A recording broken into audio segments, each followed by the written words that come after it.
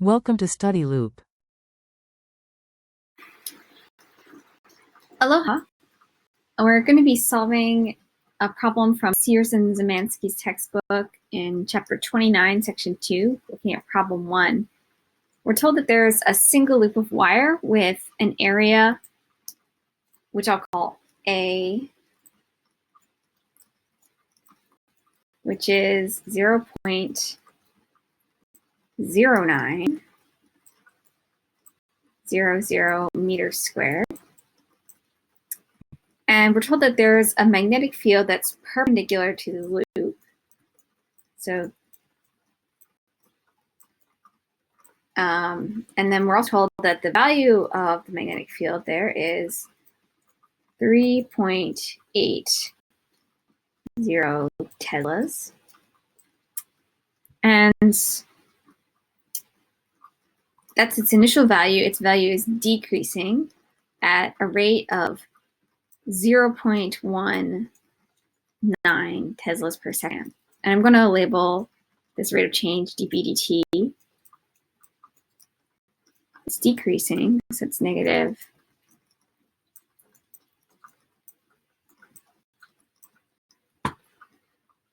And we're told that we're asked to find the EMF, the electromotive force induced in this loop. So to solve this problem, we're going to have to use Faraday's law of induction.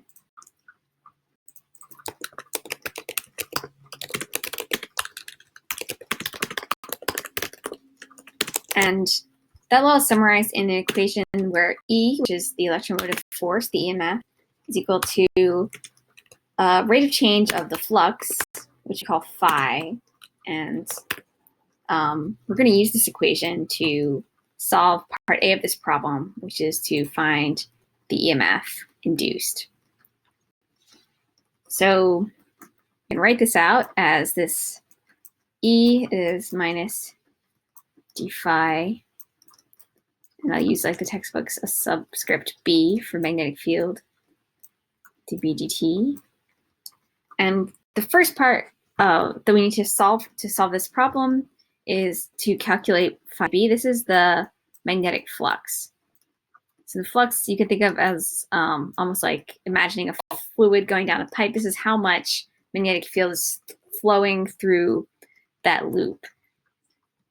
And we calculate that by doing an integral over the area of the loop, where we do the magnetic field and its dot product with that area. We're doing an integral sum over the area.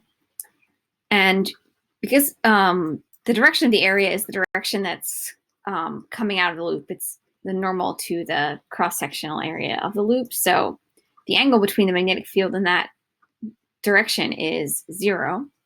So we can alternatively write this dot product as B dA times cosine of 0. That's the angle between B and dA, which is equal to 1. And because we know that B is uniform, we can also take B out of this integral of the area. It's not changing across the loop. And then we would just have an integral left over the area. But this is, that's just the total area A, which we're given in the problem. So that's phi b. And then we need to calculate d phi b dt to get our answer to the question about the EMF. So solving that over here. The subscript B. It's going to be the time derivative of what we just calculated, which is B times A. The only way A could change is if the area of the wire loop is changing. That's happening here. So A is constant. And then we have dB dt, and that's just another quantity we're given in the problem. So now to find the EMF, we can just plug this into this equation, which is Faraday's law right over here. So using the numbers from before, we have 0.09 900. This is a meter squared. And let's see if I can make room for a negative sign here when we plug this all in. And then we have a negative 0.190 Teslas per second for dB/dt. And these are just the quantities given to us in the problem. Note that we don't use the value for B initially to solve this problem. And you can plug this into a calculator and get your final answer.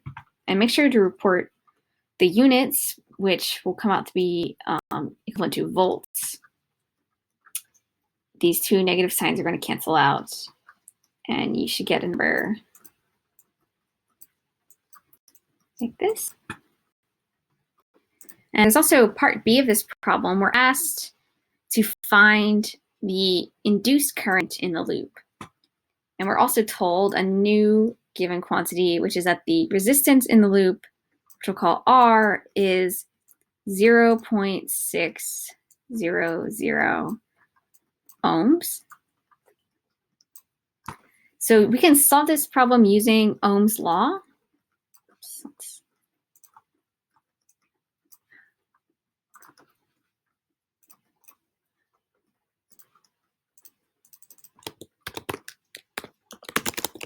So this is a law for electric circuits. So we can have the EMF, or also the potential difference V, is equal to I times R, the current times the resistance. So here we know the induced EMF, that's what we just calculated in part A, and we're asked for the induced current I. So using Ohm's law, we can just divide both sides by the resistance. So we're left with what we just calculated, E over R. So we can just plug in those quantities that we just calculated.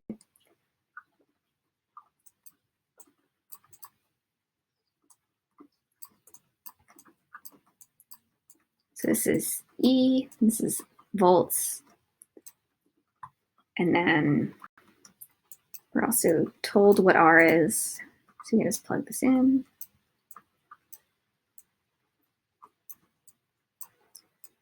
And for a final answer, you should get